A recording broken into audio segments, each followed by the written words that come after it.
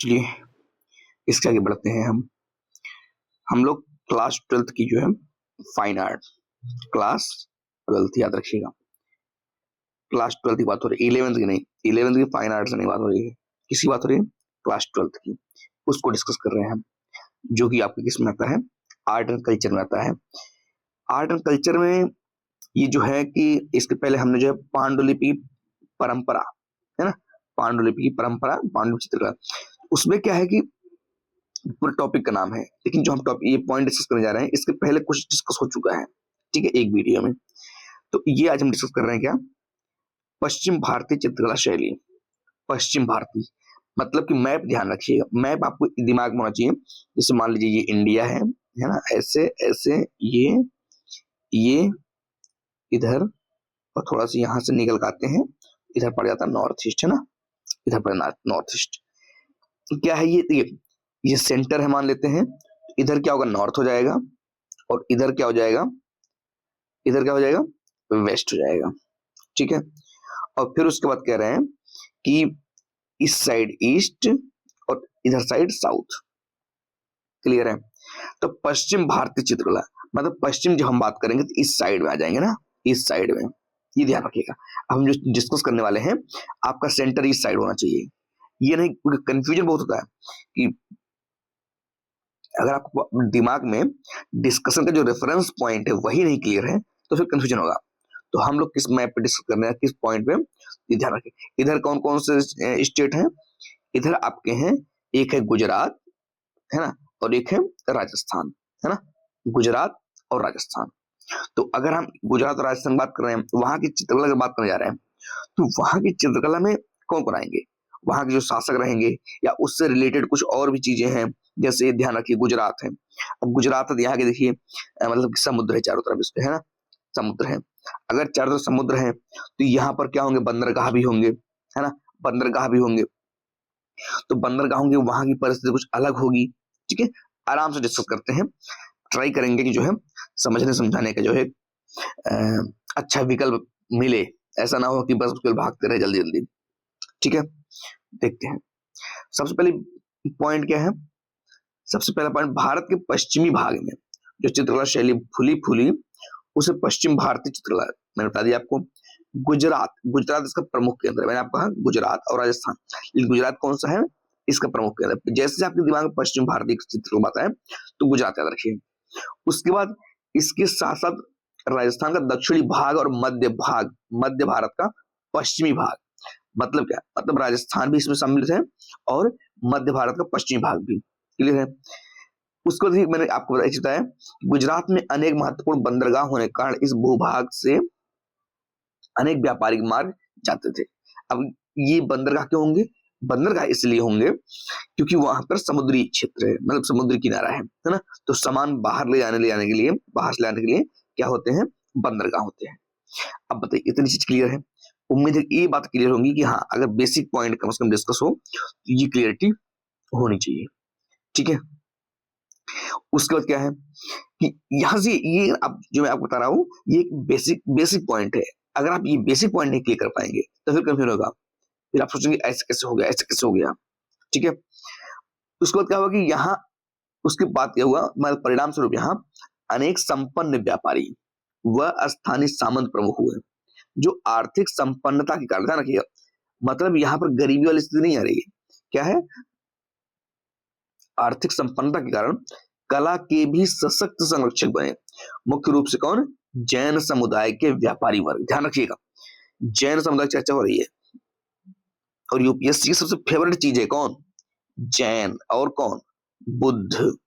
जैसे ही आपको जैन और बुद्ध दिखे, दिमाग में बैठा लीजिए कि यहां से क्वेश्चन बनने पूरी संभावना, मतलब कि जैन व्यापारी, एक तो जैनिज्म होता है, मतलब कि बुद्ध, महावीर, बुद्ध की बात, महावीर की बात करते हैं, और एक होता है कि जैसे एक होते हैं कौन, महावीर, महावीर के बाद एक होते हैं उनके जो तीर्थंकर थे, इनको लेकर के तीर्थंकर होते हैं 24, तो और 23 तीर्थंकर हैं, प्लस इनकी जो पुस्तकें हैं, मतलब किताबें हैं, वो आपको मतलब ध्यान रखना, क्योंकि यूपीएससी ऐसे क्वेश्चन पूछता है और इसका पूछा भी है।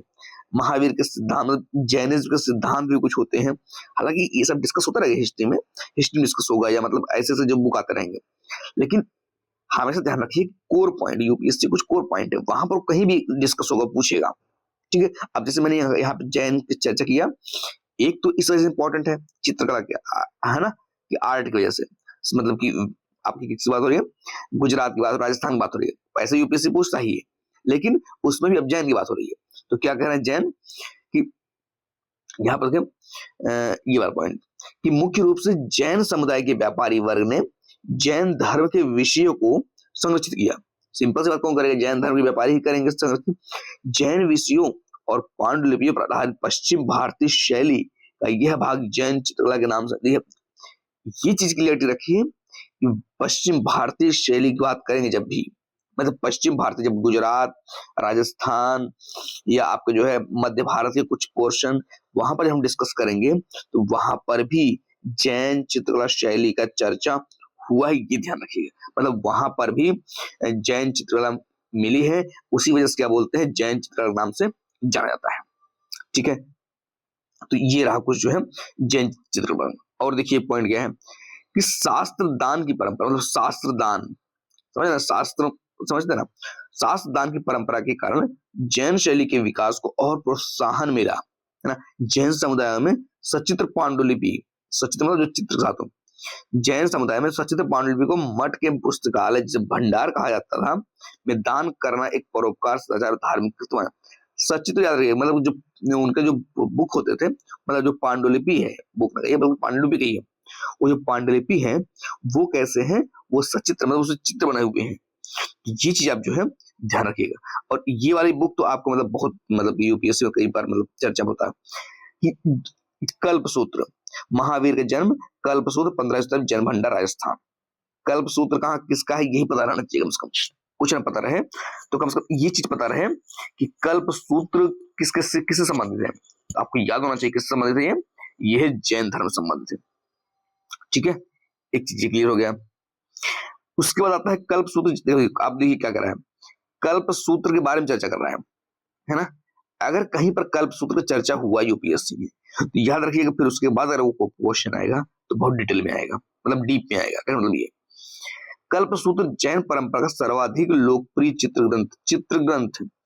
कल्प जगह जैन परंपरा की बात ठीक है, लेकिन कुछ ये भी तो पता होना चाहिए कि केवल परंपरा से नहीं, बल्कि ये चित्र ग्रंथ भी है, मतलब कि इस ग्रंथ में चित्र बने हुए हैं। ठीक है, इसके एक भाग में जैन धर्म के 24 तीर्थंकरों के जन्म से लेकर निर्वाण तक, किसके 24, अभी मैंने डिस्कस शुरू ना कि 24 तीर्थंकर थे, किसको, महावीर को लेकर के, है ना।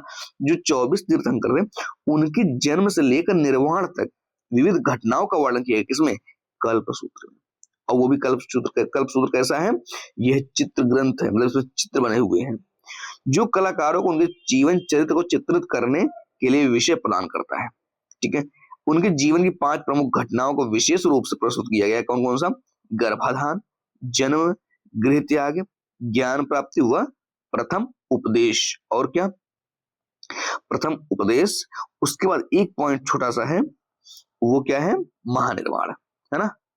ये चीज एक यहाँ पर थोड़ा सा देखिए कि ये सब जो तीर्थंकरों के जीवन संबंधित अन्य घटनाओं के अधिकतम भाग कल्पसूत्र में सम्मिलित है।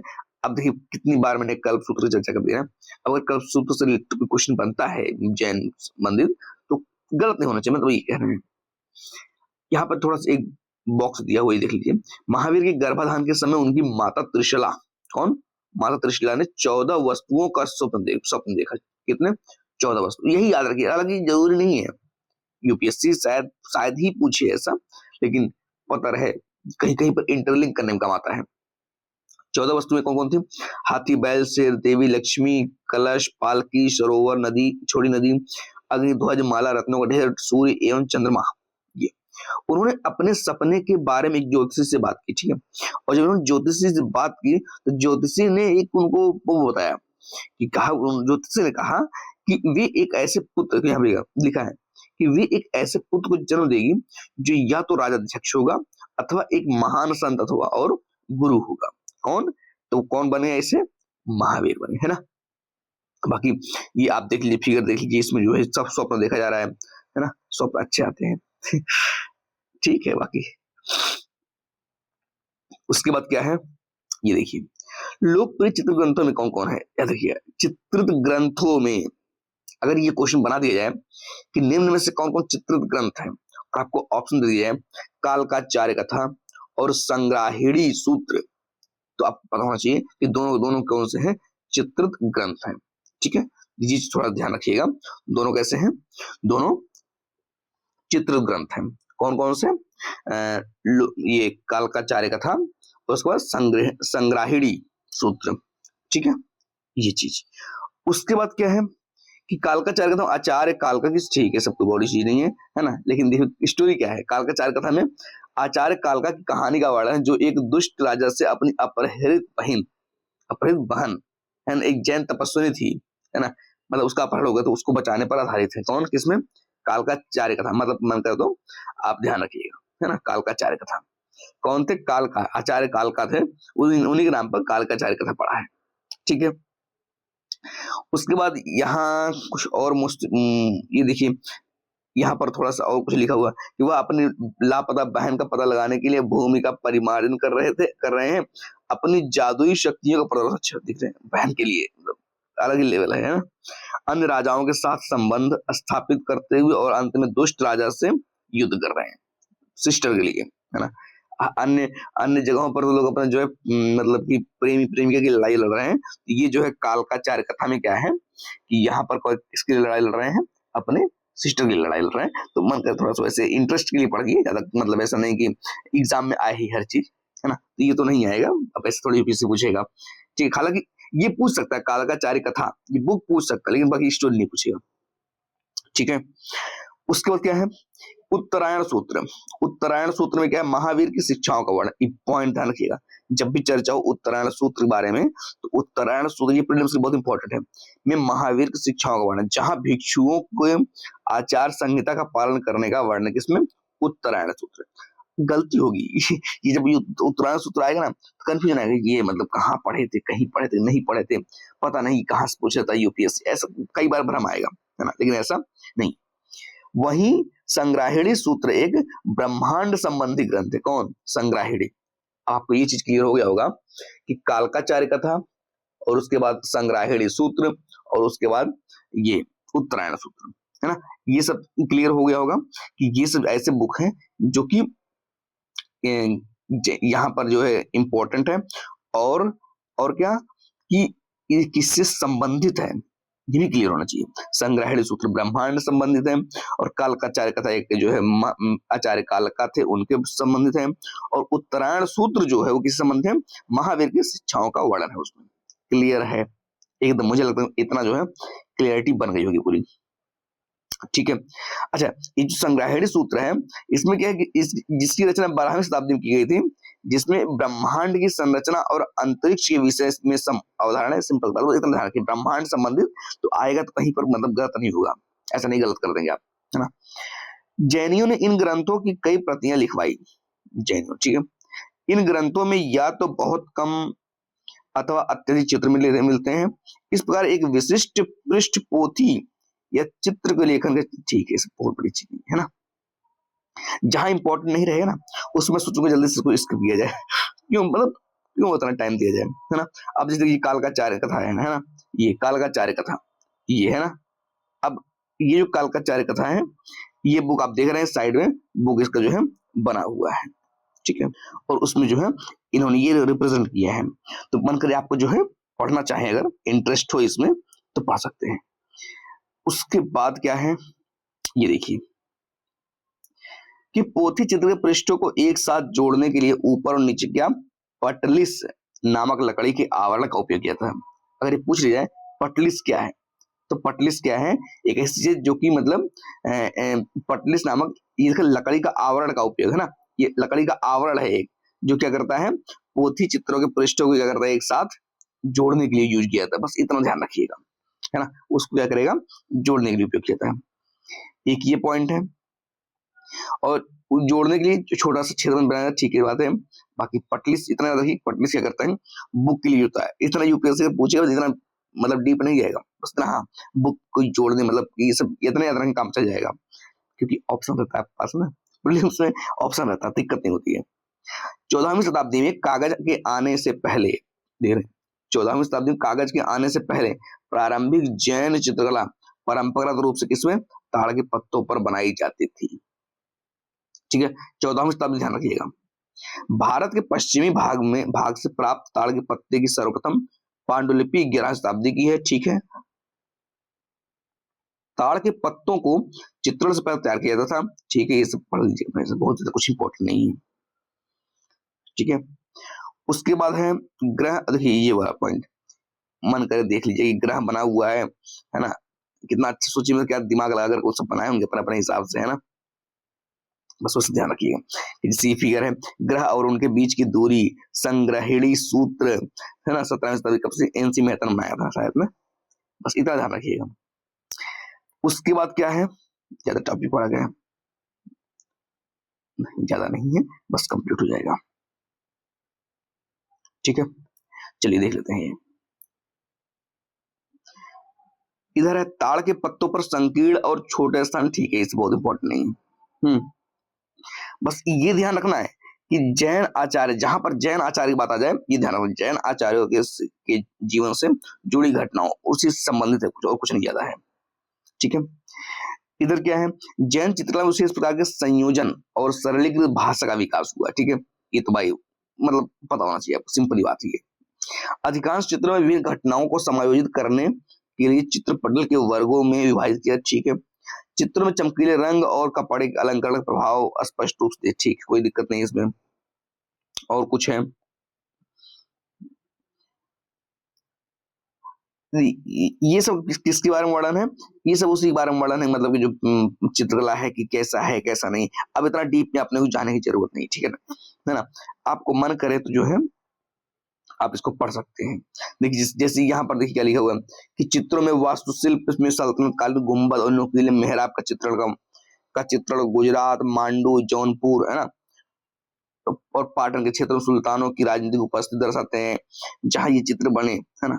ठीक है, बहुत बड़ी चीज। कपड़े के चंदवा, शामियाने और पर्दों में, ठीक है, कोई इंपॉर्टेंट नहीं है।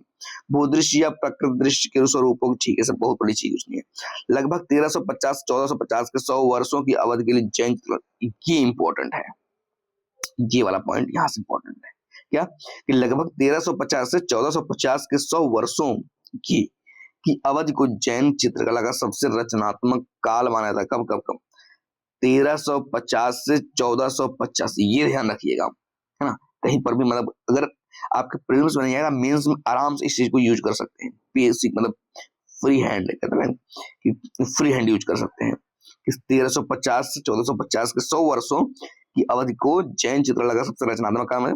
और क्या, चित्रों की संरचना में एक महत्वपूर्ण परिवर्तन का अनुभव किया जाता है, जहां क्या होता है, प्रबल रूप से देवी देवताओं के साथ आकर्षक रूप से चित्रित भूदृश्य या प्रकृति दृश्य, नृत्य करती मानव आकृतियां और वाद्य यंत्र बजाते संगीतकारों का चित्रण मुख्य चित्र के हाशिए पर किया गया है। ठीक है, ये कुछ पॉइंट इसमें याद रखिएगा, ये वाला लाइन बहुत इंपॉर्टेंट है, 1350 से 1450। ठीक है, क्योंकि यहाँ से क्वेश्चन आपको जो है बन सकता है। उसके बाद क्या है, उसके बाद देखिए कि इन चित्रों को स्वर्ण और लाजवर्त, ये तो जो क्या है, दोनों चीजें हैं जो कि प्रयोग बहुत ज्यादा प्रयोग में, स्वर्ण और क्या, लाजवर्त, उस ध्यान रखिए। ठीक है, जो इन चित्रों का निर्माण करता है संरक्षकों की संपन्नता और सामाजिक स्थिति को दर्शाता है। अच्छा भाई, सिंपल बात है, जो सोने को यूज करेगा गरीब तो होगा नहीं ना। इन धार्मिक ग्रंथों का तीर्थपट, मंगल और गैर धार्मिक कहानियों को भी जैन समुदाय के लिए चित्रित किया जाता है। सिंपल सी बात है, ये अंडरस्टैंडिंग के लिए है। जैन चित्रों के अतिरिक्त इनका निर्माण या संरक्षण धनी व्यापारियों और समर्पित भक्तों द्वारा कर, सिंपल बात है। 15, ये समय याद रखिए, 15वीं 16वीं शताब्दी, है ना, 15वीं 16वीं शताब्दी, क्योंकि ये हो सकता है कई बार जो है कंफ्यूज कर जाए। 15वीं 16वीं शताब्दी के उत्तरार्ध, है ना, 15वीं 16वीं शताब्दी उत्तरार्ध में कौन कौन, यहाँ पर भी देखो ये लोग थे, कौन कौन, सामंतों, जमींदारों, धनी नागरिकों और ऐसे अन्य लोगों के बीच चित्रकला की एक समानांतर परंपरा मौजूद थी।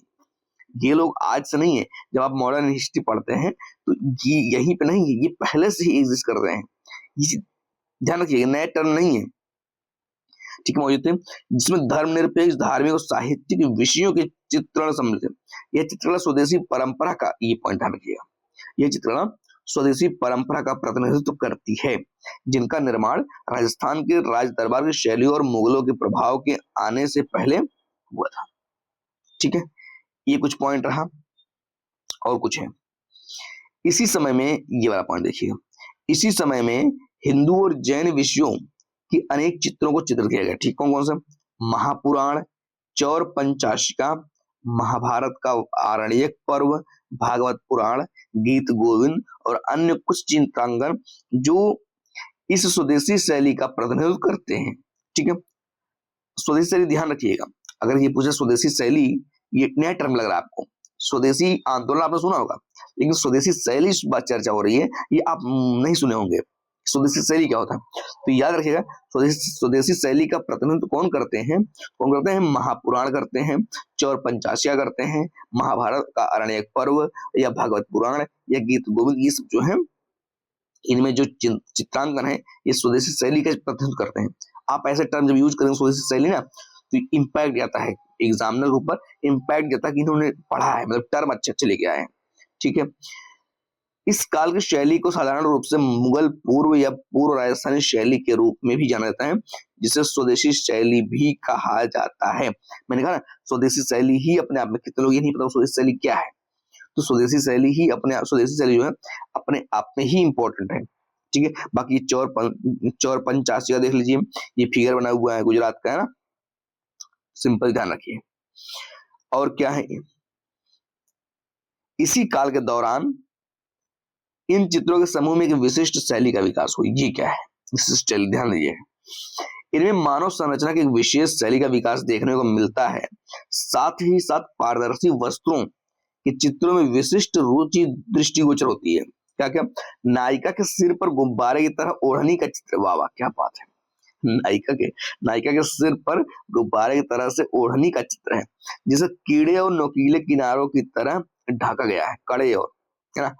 वास्तुकला का चित्रण प्रासंगिक परंतु सांकेतिक है। कैसा है? प्रासंगिक तो है लेकिन सांकेतिक है। विभिन्न प्रकार की रेखाओं से जल निकायों और विशेष रूप से क्षैतिज वनस्पतियों, जीवों आदि के मतलब क्या सोच रहे हैं, ये चित्रण देखिए बस केवल। आज के समय में अलग अलग चित्रण होता है। खैर, ये सभी औपचारिक तत्व 17वीं शताब्दी की आरंभिक राजस्थानी चित्रकला को प्रभावित करते हैं। ठीक है, इतनी चीज हमें लगता है क्लियरिटी आ गई होगी। ठीक है, उत्तर पूर्व और पश्चिम कई क्षेत्रों पर 12वीं शताब्दी के अंत में मध्य एशिया के सल्तनत राजवंशों के शासन में आने के बाद, आप देखिए कब की बात हो रही है, ये बात हो रही है 12वीं शताब्दी। कौन आ रहे हैं? मध्य एशिया के सल्तनत राजवंश, है ना, ये आ रहे हैं। टाइम पीरियड पता रहना चाहिए बस, ज्यादा नहीं कुछ। ये फारसी, तुर्क और अफगान के प्रभावों को चित्रों में देखा जा सकता है। ठीक है, ये देखिए, ये कौन सी बुक है? ये देखिए कौन सा, निमत नामा मांडू, है ना, 1550 की बात हो रही है, देखिए ब्रिटिश लाइब्रेरी में, है ना। बस थोड़ा सा देखे रहिए कि कहाँ कौन सा क्वेश्चन मतलब बन जाए यूपीएससी में, कुछ कह नहीं सकते, है ना, क्योंकि होता है ऐसा कि आप कितना भी पढ़े रहेंगे लेकिन वहां जाकर खेली पकती ही है ना, तो इसलिए पढ़ना पड़ेगा ही, मतलब इससे बच ही नहीं सकते। अब चाहे जैसे पढ़ना है, सोकर, जागकर, बैठकर, उठकर, किसी तरीके से पढ़ना है, लेकिन पढ़ना पड़ेगा, इसका कोई विकल्प नहीं है। ठीक है, विशेष रूप से उन क्षेत्रों में जहां सुल्तानों द्वारा चित्रों का निर्माण करवाया गया, जैसे कि मालवा, गुजरात, जौनपुर, अन्य सल्तनत क्षेत्र शामिल। इन राज दरबारों में कुछ मध्य एशियाई कलाकारों के साथ स्थानीय कलाकारों द्वारा चित्रों के निर्माण से स्वदेशी, कितनी बार स्वदेशी शैली चर्चा हुआ है, लेकिन एक टर्म ध्यान नहीं आएगा कभी। और फारसी शैली, स्वदेशी शैली और कौन सा, फारसी शैली के परस्पर मिश्रण से एक नई शैली का उदय हुआ, जिसे सल्तनत चित्रकला के रूप में जाना इंपॉर्टेंट है, मेंस के लिए इंपॉर्टेंट है। आप मेंस में इसका टर्म यूज कर सकते हैं, ये लाइन को यूज कर सकते हैं, बहुत इंपॉर्टेंट। जैसे कि अगर ये पूछा जाए कि ये सल्तनत चित्रकला क्या है, तो क्या होगा, स्वदेशी शैली और फारसी शैलियों के परस्पर मिश्रण से एक नई शैली बनती है। अभी बात क्या, पहले सबसे पहले किसकी चर्चा हुई, स्वदेशी शैली की। अब स्वदेशी शैली का फारसी शैलियों के परस्पर मिश्रण से एक नई शैली बनती है, एक नई चित्रकला बनता है, उसे बोलते कौन सा? सल्तनत चित्रकला। ध्यान रखिएगा, ये टर्म आप जो है यूज कर सकते हैं मेंस के आंसर राइटिंग में। ठीक है, यह एक शैली की तुलना में पद्धति का अधिक प्रतिनिधित्व करता है। एक शैली की तुलना में पद्धति, मतलब शैली ज्यादा शैली रूप नहीं जाना जाता, ये किसके रूप में ज्यादा जाना जाता है? ये जाना जाता है पद्धति के रूप में, है ना, जिस पर फारसी मिश्रण का प्रभाव है। स्वदेशी चित्रण पद्धति चित्ररंजक रूप से स्वदेशी तत्वों के साथ फारसी तत्व जैसे कि रंग, शरीर रचना, अलंकरण, सूक्ष्मता के साथ सरल प्राकृतिक दृश्य या भूदृश्य इत्यादि एक साथ दिखाई दे। ठीक है, थोड़ा सा अंडरस्टैंडिंग रहनी चाहिए इस पे। बाकी ये देख लीजिए, इनको तो आप जानते होंगे, नासिर शाह खिलजी 1500 से 1510 क्या थे कि शासन काल के दौरान मांडू में चित्रित कौन? निमतनामा, नाम सुना होगा, अभी चर्चा हुआ निमतनामा। निमतनामा क्या है? पकवानों की किताब है। क्या बात है, देख रहे लोग, सोचिए उस समय पकवानों की किताब बन रही है किताब किसकी? पकवान। अगर ये यूपीएससी क्वेश्चन पूछे निमतनामा क्या है, तो और उसमें ऑप्शन दे दे तो कितने लोग हवा उड़ जाएगा कि पकवानों का भी किताब होता था क्या? है भाई, देख लो, अब आपके सामने है। निमतनामा पकवानों की किताब की शैली का सर्वोत्तम उदाहरण। यह व्यंजनों की पुस्तक है जिसमें एक खंड में शिकार का भी उल्लेख है। अच्छा भाई, इसके साथ ही साथ दवाओं, केवल पकवान ही नहीं बन रहे उसमें, केवल और केवल जो है आपको लग रहा है कि केवल जो है इसमें व्यंजन की बात करें, नहीं भाई, व्यंजन के अलावा भी कुछ है, दवा भी है, सौंदर्य प्रसाधन भी है, निर्माण और उनके उपयोगी के दिशा निर्देश भी दिए गए हैं। ठीक है, सूफी विचारों पर आधारित कहानियां और लौरा चंदा चित्रकला इस पद्धति को उदाहरण याद रखिएगा। सूफी विचारों पर आधारित कहानियां और लौरा चंदा चित्रकला इस पद्धति के उदाहरण है। तो उम्मीद है कि ये पूरी जो है पश्चिम भारत की चित्रकला के बारे में एक अच्छा अंडरस्टैंडिंग बनी होगी। बाकी हम नेक्स्ट वीडियो में डिस्कस करेंगे क्या? ये डिस्कस करेंगे पाल चित्रकला के बारे में ना, पाल चित्रकला। तो आज के इतना ही, बाकी मिलेंगे नेक्स्ट वीडियो।